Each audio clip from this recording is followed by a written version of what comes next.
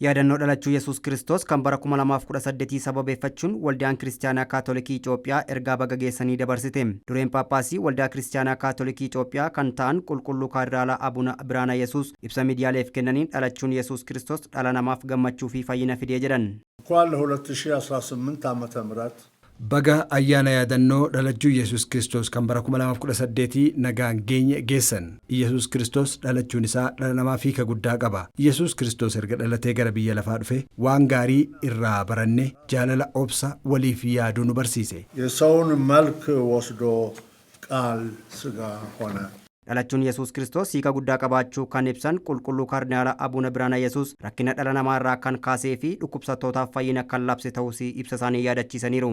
የልደት ወይም የገና በዓል የምስራች የሁሉም መሰረት የሆነው ayyaanni dhalachuu Yesuus Kiristoos yookiin ayyaanni qillee hundumaaf gammachuu qabatee kan dhufuudha. Dhalachuun isaa dhukkubsattootaaf fayyina ta'eera. Cubbuu biyya lafaa hambiseera. Dhala namaaf immoo abdii uumeera. Kanaaf ayyaana kana miira gammachuun hundi keenya waliin kabanya.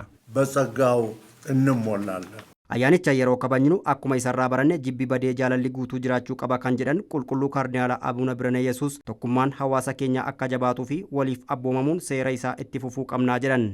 የልደት በዓል መሪያችን መጋቢያችን Ayyaanni yaadannoo dhalachuu Yesuus Kiristoos namoota isatti amananiif ijoollee isaa ni kabajama. Hundumtuu yeroo kabaju walitti bu'iinsa biyya keenyaa keessatti mul'atu kun tasgabbaa'ee nagaan biyya lafaa irraa akka buufatu, wal jibbuun hafee gara tokkummaatti akka jijjiiramu, wal dhibdeen badee hunduu gara jaalalaatti akka deebi'u kadhannaa keenyaan yaadachuu qabna.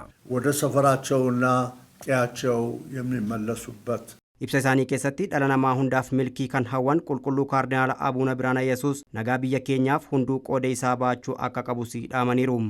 ተማሪው በትምህርቱ አርሶ አደሩ በግብርና ስራው Yaadannoo dhalachuu Yesuus Kiristoos yeroo kabanyu barattootaaf barnoota milkii hawwaa, qonnaan bulaa biyya keenyaaf firii gaarii hawwaa, hojjettoota mootummaa fi kan humna isaaniin bulan bara gaarii akka ta'uuf, maatii fi ijoollonni bara qajeellinnaa akka ta'u akkasumas dhaloonni yaada qulqulluu qabatanii akka guddatan bara gaarii fi nagaa hundumaaf akka ta'u Waaqayyo ni kadhanna. ሁሉም ተባብሮ እንዲሰራ ስንል በእግዚአብሔር ስም እንጠይቃለን።